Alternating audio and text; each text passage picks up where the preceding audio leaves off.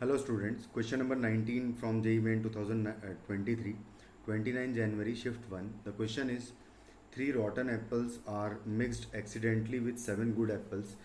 ये 3 लिखा हुआ है एक्चुअली, है ना. और 4 apples are drawn one by one without replacement. Let the random variable x denote the number of rotten apples if mu and sigma square represent mean and variance of x respectively then 10 times mu square plus sigma square की value क्या आएगी ये निकालना है. तो हम सबसे पहले क्या करेंगे, एक टेबल बनाएंगे जहाँ पर कि रैंडम वेरिएबल्स को वैल्यूज़ असाइन करेंगे. और हमें पता है कि 3 रोटन एप्पल्स है और 4 बार हम चांसेस ले रहे हैं, तो यानी कि नंबर ऑफ रोटन एप्पल्स जो मैक्सिमम आ सकते हैं वो 3 और मिनिमम आ सकते हैं वो कितने होंगे, 0 होंगे. तो यहाँ पर x की वैल्यू है और यहाँ पर होगा px. तो जब वैल्यू 0 होगी, जब वैल्यू 1 होगी और जब वैल्यू 2 होगी और 3 होगी, है ना.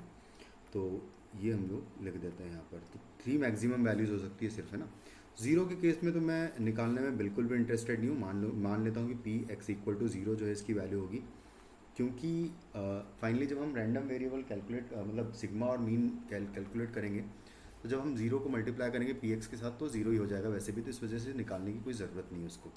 और x इक्वल टू 1 के केस में देख लेते हैं. तो p x इक्वल टू 1 अगर मुझे निकालना है तो वो क्या हो जाएगा कि आप पहले पर मान लो कि रोटन एप्पल आ जाएगा तो 3/10 प्रोबेबिलिटी से आएगा इनटू, फिर उसके बाद 3 गुड एप्पल्स चाहिए तो यानी कि 7/10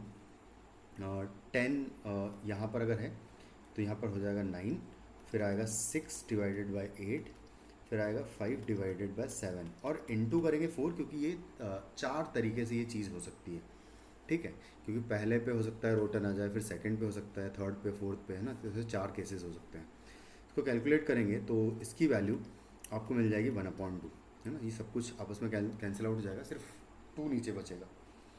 उसके बाद हम पी एक्स इक्वल टू 2 निकाल लेते हैं. तो पी एक्स इक्वल टू 2 की वैल्यू आ जाएगी जब आप 2 रोटन एप्पल्स निकालोगे तो 3/10 इंटू 2/9 से 2 रोटन एप्पल्स और इंटू फिर जो 7/8 और इंटू 6/7 से 2 बाकी गुड एप्पल्स निकालेंगे, लेकिन into 4 factorial upon 2 factorial into 2 factorial भी करूँगा, क्योंकि ये इतने वेज से आपस में ये चारों केसेस अरेंज हो सकते हैं.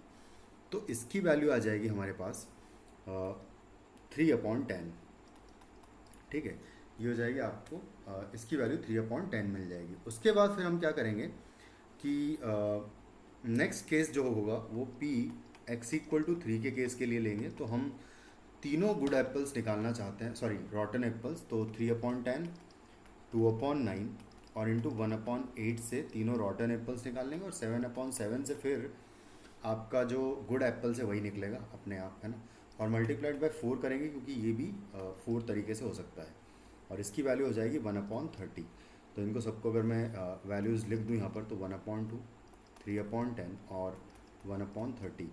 अब हम बस वैल्यूज़ निकालना चाहते हैं mu square plus sigma square की. तो अगर मैं सिग्मा स्क्वायर की बात करूँ तो सिग्मा स्क्वायर एक्चुअली होगा summation x square P x minus summation x into p x का स्क्वायर, है ना. ये होता है. और एक्चुअली अगर देखा जाए तो ये हमारा म्यू ही तो है. तो यहाँ से sigma square is equal to हो जाएगा summation x square into p x minus mu square. तो हमें sigma square plus mu square की ही वैल्यू निकालनी भी है वैसे. तो वो आ जाएगी summation x square into p x, यानी कि सारे जो रैंडम वेरिएबल्स हैं उनका स्क्वायर इंटू उनकी करस्पॉन्डिंग प्रोबेबिलिटी. तो 0 के corresponding p x equal to 0 लिख देता हूँ. उसकी वैल्यू निकालने की कोई आवश्यकता नहीं थी. 1 स्क्वायर इंटू 1/2 होगा क्योंकि उसकी प्रोबेबिलिटी 1/2 है. 2 की प्रोबेबिलिटी 3/10 है. तो यहाँ आ जाएगा 2 का स्क्वायर और इंटू 3/10 प्लस 3 इंटू हो जाएगा, सॉरी 3 का स्क्वायर इंटू 1/30 हो जाएगा. इसकी वैल्यू आपको मिल जाएगी 2. तो यहाँ से sigma square into plus mu square into 10 की वैल्यू निकालनी थी तो एक्चुअली आ जाएगी 20, जो कि आपका ऑप्शन 1 है. Thank you.